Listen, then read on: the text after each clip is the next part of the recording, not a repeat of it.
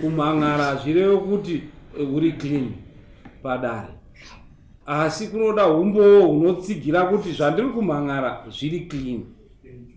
Membero dzangu dzazove pedo, muchandishambadza kunge zigo, tichakudanai kumabiko. Tekere Enoch ndiwe changamire nyeri pamberi penyu. Nyaya ndeyekuti ndinoda mari yangu US 1220 yandakashanda mukasandipa. Yane mbo dzako taura tinzwe kuti zvakafamba sei. Fambire zvakaita ndekuti tafonerwa tafonerwa nasekuru, ndisekuru wangu muZukuru kuno kwaita basa, tabva tamhanya mabasa akamuka ari mabasa maviri, kutsikada nekuchitungwiza. Ndobva ndaenda kutsikada, ubva ndasiya ndashanda, vakomana ubva ndavasiya ikoko, ubva ndaenda kuchitungwiza, ubva ndaenda kundoshanda futi zvekare. Ndobva tawirirana kuti pamabasa maviri iwawo rimwe chete basa raiva riine 1100. Uku futi uku ndizvozvo. Mari yese pamwe chete yanga iri 2200. Zvadaro sosa sekuru wangu aona basa. Sekuru, zvenyu kuona basa kwemaita yenyu mari 250 850 uku kundosiyana newakomana endiri kushanda nawo. Zvakafanana futi nezvo, saka mari yangu yese yaifanirwa kunga ichiuya itsi 1700. Papo takabva taenda kopiwa 480, kutsikada kwakuine 240, kuchitungwiza ndizvozvo. Ndobva ndaenda kuopa wakomana waishanda ikoko, noumwe wakomana wakazodzingwa newakomana itakasiya ikoko ichindinetsa. Ubva ndaenda kuvapa mari yanyu yavo.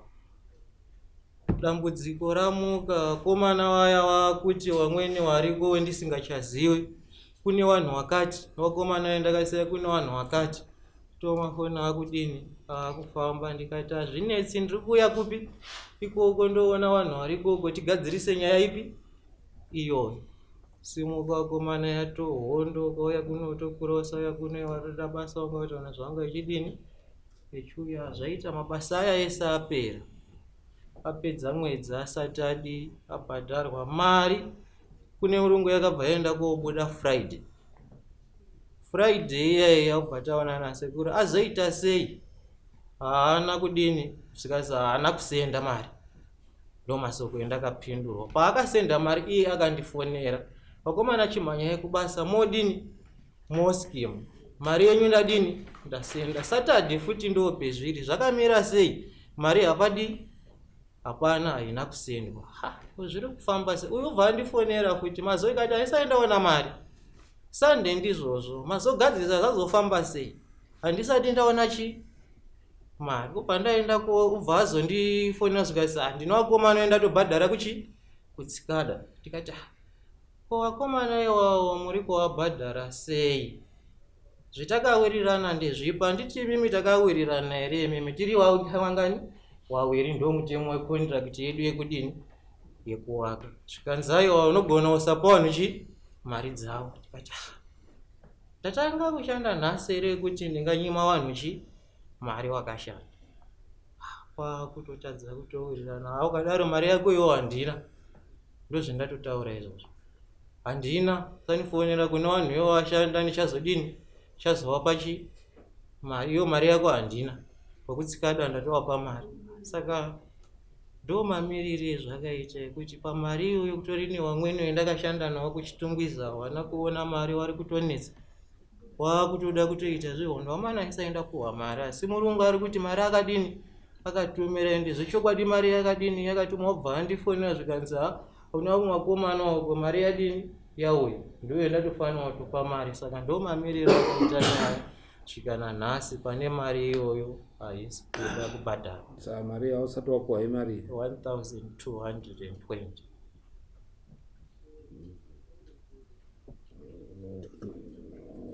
izvo zviri kutaurwa Tekere. Pamusoro changamene dare rineri, zveshuwa ndoda kutsinira kuti muzukuru wangu, asi panhoroondo yaari kupa munomu ine unyepo wakazara. Sepekuti iye anga akufonerana nemunhu ari kumusoro achiti ndazokupa vanhu mari ndazodai vanhu mari. Uyu ndakatomuemploya sabhirida zvakafanana nevamwe vashandi vese. Ndaona kuti ndamuemploya sabhirida kuvaka kwacho anga asingagoni. Kwanga kuine macomeback job akawanda like kutsikada mafloors anga aizwi tamahamba. Saka ndakazoona kuti asemuzukuru chirega ndichimuti iwewo basa rako rare kuendesa material nechikafu chevanhu. Ndopandamutsveta ipapo. Musi waendesa material ndo musi wandakamutiwo mari dzevanhu idzi chisaina apa pepa racho ndinaro pano. Wasaina apa iwewe munhu wega wega wauri kunopa mari toda kuti asaine kuti iwewe wamupa mari yandakupa iwewe pano wodzoka nepepa iroro radi rasainwa nemushandi. Iye haana kukwanisa kudaro. Chandakazoona semuzukuru wangu akadya mari. Aya mari iyoyo vanhu waaishanda nawo kana iko zvinezvi tikawafonera vanotaura kuti havana kutsvika nemari yandakawa. Iko zvinezvi tikawafonera nhamba dzavo tinadzo. Pepa rangu reumbowo rwekuti muzukuru wangu akatora mari akasaina nderiri yaasina kutsvitsa kune vanhu. Saka ndakazoti aiwa chakatanga nechakachenjedzazve ndikarambe ndingokupa mari usingatsvitsi kune vashandi. Handiiti kuti inini chirega mushandi wega wega akashanda auye andifese ndimupe mari yake kuinkluda iwewe. Asi zvondoita ndezvekuti iwe nyaya iyi ine ukriminal mukati.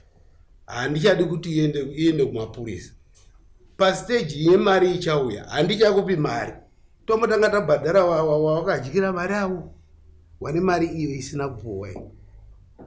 Saka zvatakataura naye tikatsvisana ndikati inini handichaende kumapurisa nekuti uri muzukuru wangu.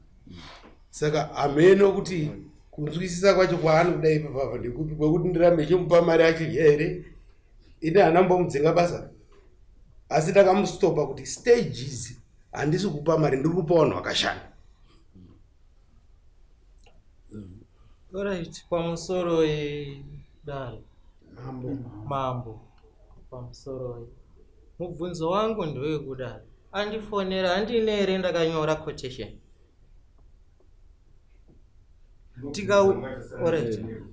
ndanyora quotation ndikabva ndaura zikazi muzukuru mari yangu imari ndobva tataura semunhu adini aona basa. Iyi mari ndeyangu nekuchini newakomana wendiri kudini wendiri kushanda nawo. Zvari kutaura zvese izvi manyepo ekuti dai akatozvitaura kuti ndiri kuemploya sabuilder kuti iwewe ndichakupa mari yakati neyakati ndoti kune matools nechikafu chendaitengera vanhu ekuti wauyu matools acho ese ndangu ino wacho ndaitowe pabasa ndichitoshanda newamwe wangu. Handiti musure mekungatawirirana ndikashanda ine chaona mari yakati ndozobhadhara wakomana wangu zvakadai nekudai. Saka ndizvo nekuti inini wakomana wacho ndini ndakatotaurana nawo ndichitochajana nawo. Havana mukomana wakambochajana nawo. Une quotation yacho? Quotation? Takaisiya kuofisi kwaidotomera murongo. Nekuti yaitibatsira kuti wakanyora quotation. Saka tingaziye sei kuti pane quotation? Takaisiya kuofisi kwao. Pane quotation here yakaita? Ine ndakatomuemploya sabuilder kufanana newamwe mabuilder akafanana ari apa. Ndikati iwe there is no way yekuti uyu ndaimuemploya sekuti iwe watoforomani ende foromani inotaura nekwandakaona basa inini. Ayo ine ndakakuemploya sabuilder ende mukati memabuilder imo ndakaona kuti iwe basa haukoni. Kana uchigona basa iwewe buditsa maqualifications ako apa tiaone kuti unogona basa. Handaimbokuelevheta kuti iwe wato foromani wechi but ndakangonyara sechana chatete kuti iwe wochiendesa material nechikafu chevanhu. Chikafu chevanhu chaurutaura iwewe ndini ndaitenga ndokupa uendesa. Vatinoda kuti tisvikika nyaya yenyu mira tiyege nekuti tinoramba tichitenderera nyaya yenyu pane zvinyorwa here zvamakakontraktana kuti iwe ini ndakasainirana kuti ndichapinda contract iyi uchandibhadhara mari yakati.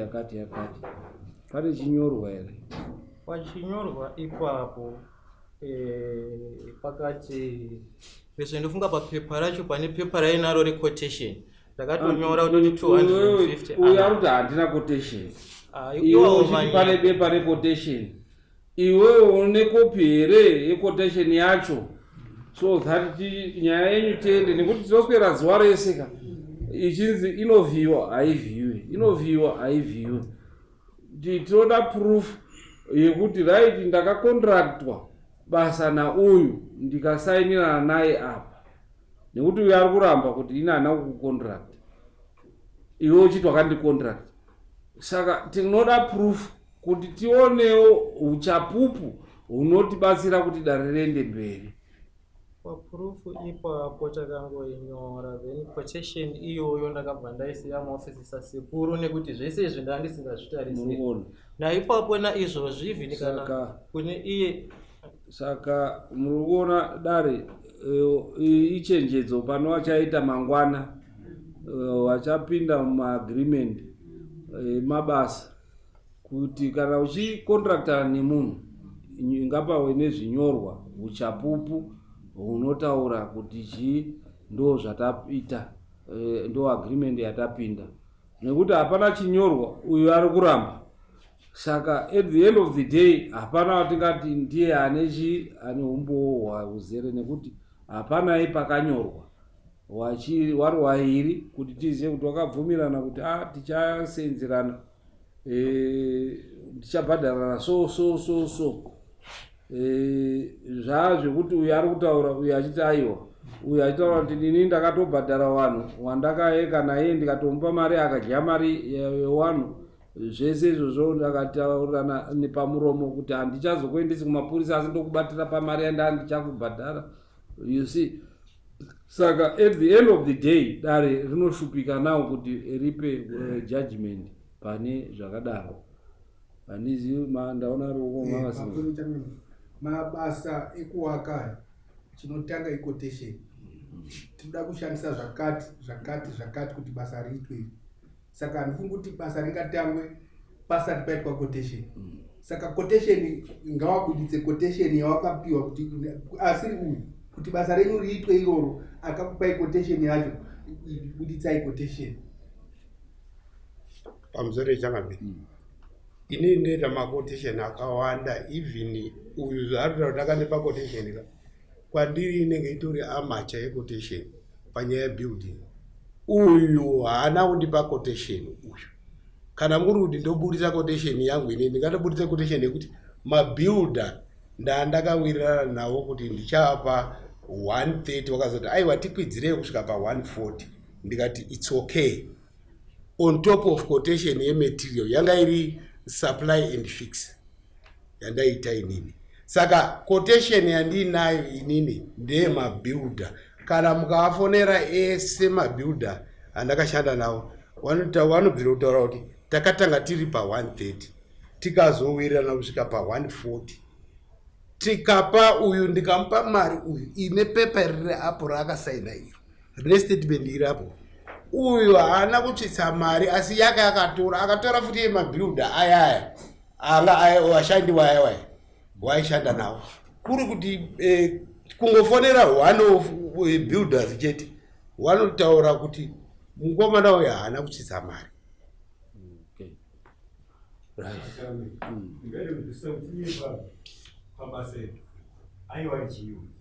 Inini ndakawana basa ndiri sacontractor, ndiri ini ndatotsvaga abva wandifonera muzukuru yako unotsvaga mabuilders, ndobva ndatsvaga mabuilder kune vakomana akadzikotsikada chibva wato vanhu ndakasiya waiwai. Ndopatiri kuti tipoka umbowo yako wekuti ndiwe wakangoine contract.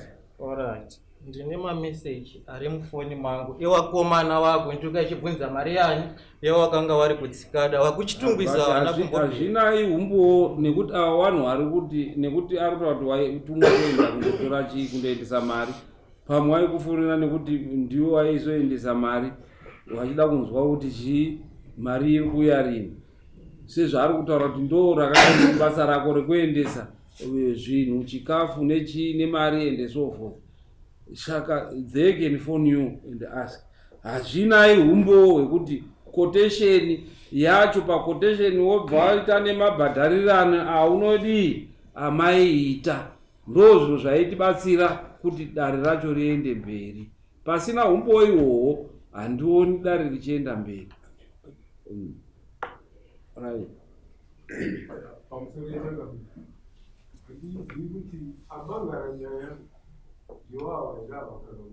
Ndeuyo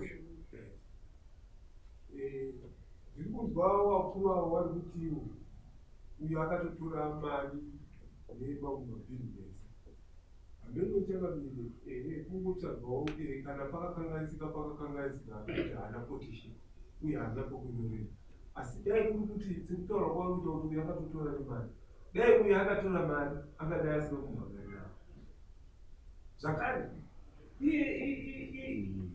Uyu anotowa nevanhu vari kutoda kubhadharwa mari, ndosaka ari kutoti asungisa avo kuti wagone kuita mari kuti mari igone kubuda kuti vanhu vari kuko vaone kubhadharwa mari. Okay, tibatsirane ipapo pakuti even muno mudare muno vanhu vanouya vachimhan'ara asi vachitozobuda varivo vanobatwa nechii nemhosva. Kumhan'ara hazvirevo kuti uri clean padare, asi kunoda umbowo hunotsigira kuti zvandiri kumhan'ara zviri clean. Hatibhesi matare nekuti amhan'ara ndiani,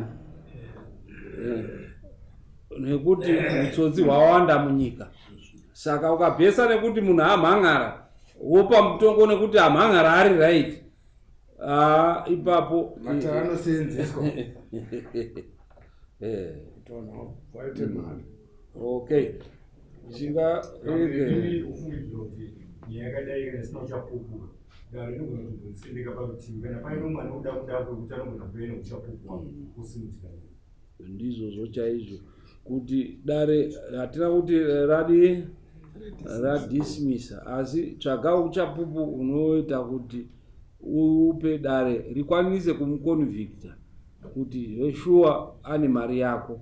Mukutaura chete hatikwanisi kuti titiende nekuti vanhu vakawanda vanongouya vachitaura kuti ane mari yangu, ane mari yangu, asi uchizoona kuti aiwa hapanai. Saka kusvika tawauya neuchapupu hunobatika dare rinokubatsira. Saka tinoti isusu nyaya iyi ngaimbosendeke parutivi kuita kuti utsvage umbowo hunokwanisa kuti unge unobatika kuti wakapuwa basa uye zvawakapuwa basa hauna kubhadharwa. Okay.